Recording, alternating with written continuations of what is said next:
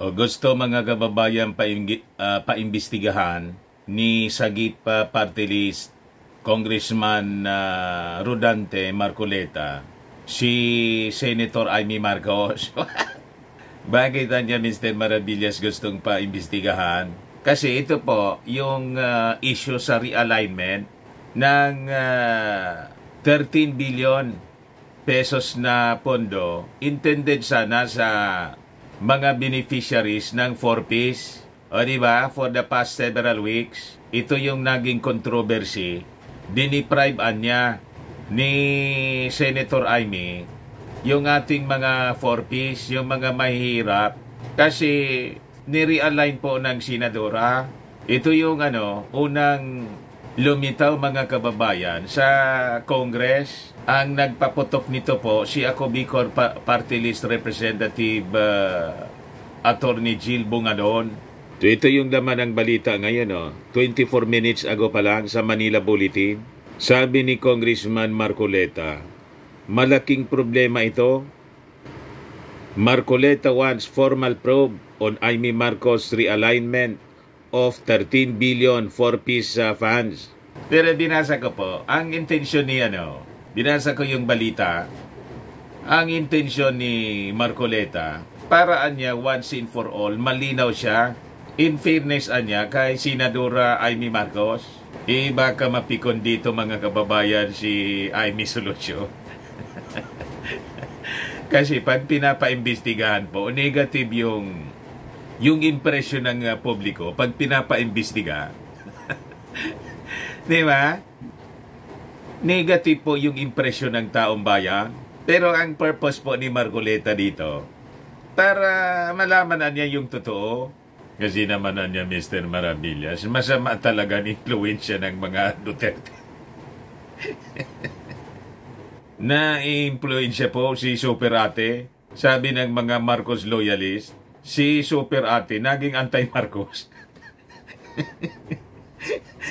Marcos mga kababayan na naging anti-Marcos.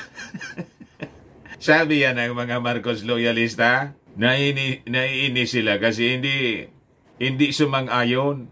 Lagi ng kontra si Amy Marcos sa kanyang kapatid.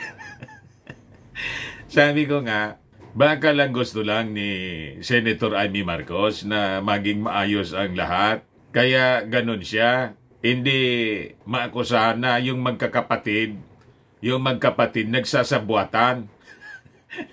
Kundi binabantayan niya yung kanyang kapatid na hindi maligaw ng landas. Kaya lang ini-exploit ng mga kalaban. Di ba? Lumalabas mga kababayan si Amy Marcos kontrabida na.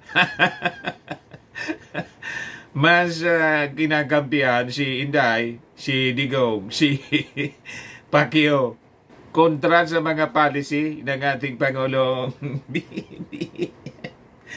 BBM.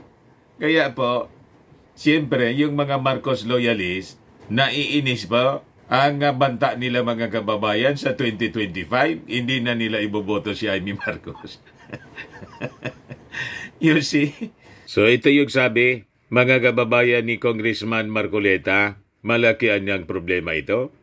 13 billion, yung ni-realign ni Amy Marcos daw, na dapat pondo sana ng 4Ps.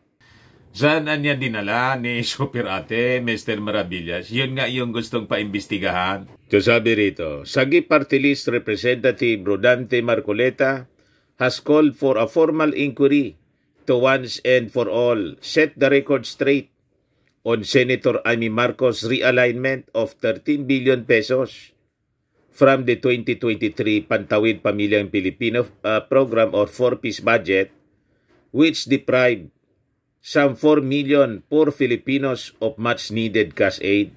Nilagay daw doon ni Super Ate sa AIX yata para pag nag-ikot-ikot din siya, yon ang kanyang kasama sa distribution. Kaya lang, pondo yon mga kababayan ng 4Ps. Marcoleta made a call during recent June hearing ng House Committee on Public Accounts and on Social Services that was attended by the Department of Social Welfare and Development Secretary na si Rex Gatchalian. Sabi po ni Marcoleta na baka misinterpret po ng senadora. In fairness anya to Senator Amy Marcos, we cannot make any judgment based on press reports. Siguro ang pwede natin gawin, let's make an official inquiry. Paano nangyari yan? This is a very serious issue, Mr. Chair. Sana, hopefully, we should have a formal inquiry. Let us do everything possible. Not only probably to identify who is or are responsible, but maybe better, yung may balik sana natin ito. So, ibig sabihin, ang intensyon mga kababayan ni Marcoleta, yung pondong tinabas, inalis at nirealign ni Super Ate, 13 billion pong tumataginting, maibalik. Kasi kawawa po yung mga mahihirap, 13 billion po. Kaya marami yung hindi nakatanggap mga kababayan, na-deprive sila. Tinabas ni Super Ate. Senator Amy Marcos reportedly made the realignment in her capacity as head of the Senate Finance Subcommittee in charge of the budget ng DSWD. It reportedly took place during the bicameral conference committee hearings between the House of Representatives and the Senate Finance Committee. The last time we checked, I think the House of Representatives has nothing to do with this. And after the BICAM, some miracles were performed. Pagayag mga kababayan ni Secretary Gatchalian, may milagroan niya. Biglang nag-disappear. Ang salarin mga kababayan, si Super Ate. The Sagip-Solonhos constituency is the urban poor, underscore the need to find out exactly what happened. Bakit naman anya nagkaganon? There should be a reason. Malaking problema ito. Di naman basta naisip niya lang. Napapanaginip niya lang. Napapanaginipan niya, biglang natatanggal nito simply because there was underutilization here and there, sabi po ni Marcoleta. The 13 billion reduction reportedly deprived of cash assistance some 843,000 Filipino families, which is around 4 million poor families. O yan po yung salarin. So sabi po ni Marcoleta, sana kung sino man responsible sa gumawa nito, iniisip niyang mabuti ito. Ayan po. Malaki ang stake ko naman dito sa sektor na ito na aking ginagalawan dito. Yung sagip kasi is social amelioration in genuine intervention on poverty. Ang ibig sabihin, iyon ang sektor na nire-represent po ni Marcoleta.